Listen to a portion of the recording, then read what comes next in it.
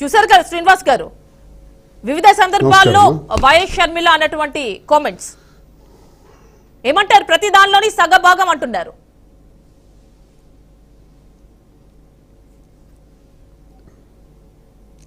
Madam, ముందు మీకు ప్యానలిస్టులందరికీ నా హృదయపూర్వక నమస్కారాలు.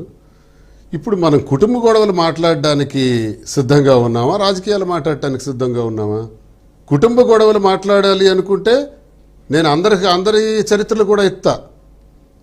చంద్రబాబు నాయుడికి సాక్షాత్ రామారావు గారే అన్నాడు, వాడొక ఔరంగజేబ్ 400 సంవత్సరాల తర్వాత పుట్టాడు, తండ్రి లాంటి మామని నానా హింసలకు గురి చేశాడు, వాడు మంచివాడు కాడు, వాడికి ఓట్లు వేయకండి అని రామారావు గారు కూడా అన్నారు. చంద్రబాబు నాయుడు కూడా అన్నాడు, వాడి ఫోటో తీసేసాం, వాడి కటౌట్ తీసేసాం, ఎన్టీఆర్ ఫోటో ఇంకా బ్యానర్స్లో వేయడానికి వీలు లేదు అన్నారు. ఇలా చెప్పుకుంటూ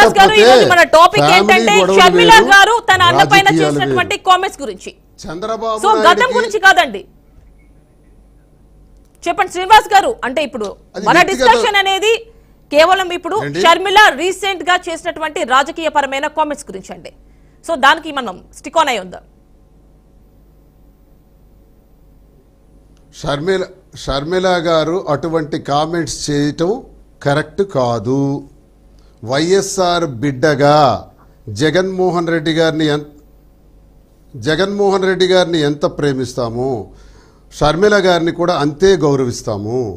అయితే వైఎస్ఆర్కి కాంగ్రెస్ పార్టీ, ఆయన మరణానికి కారణమైనటువంటి కాంగ్రెస్ పార్టీ, రాజశేఖర్ రెడ్డి గారి మరణానంతరం ముద్దాయిగా నిర్ధారించిన కాంగ్రెస్ పార్టీ, రాజశేఖర్ రెడ్డి గారి ఫోటో కూడా ప్రభుత్వ పథకాల్లో కానీ ఎక్కడ కానీ ఉండకూడదని క్యాబినెట్ డెసిషన్ తీసుకున్నటువంటి కాంగ్రెస్ పార్టీ, షర్మిలమ్మని, విజయమ్మ గారిని, అలాగే జగన్మోహన్ రెడ్డి గారికి చంద్రబాబు నాయుడుతో చేతులు కలిపి నానా హింసలకు గురి చేసినటువంటి కాంగ్రెస్ పార్టీ, అర్ధరాత్రి తెలుగువారి గుండెలకి చరిత్రలో మర్చిపోలేని విధంగా ఈ రాష్ట్రాన్ని విభజించినటువంటి కాంగ్రెస్ పార్టీ, ఆంధ్రప్రదేశ్లో చచ్చిపోయినటువంటి కాంగ్రెస్ పార్టీ, వైఎస్ఆర్ టీపీ పెట్టి ఆ వైఎస్ఆర్ టీపీ తెలంగాణకి చెందిందైతే ఆంధ్రప్రదేశ్ గురించి ఒకరోజు కూడా ఆలోచించకుండా ఈ రోజు మా రాజన్న బిడ్డ షర్మిలమ్మ గారు ఈ రోజు సడన్ గా ఆంధ్ర గురించి మాట్లాడటం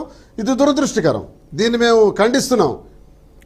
శ్రీనివాస్ గారు, వైఎస్ జగన్మోహన్ రెడ్డి అప్పట్లో అంబానీ హస్తం ఉంది రాజశేఖర్ రెడ్డి మరణం వెనుక అని కామెంట్స్ చేస్తున్నటువంటి సందర్భాలు మనం చూసాం.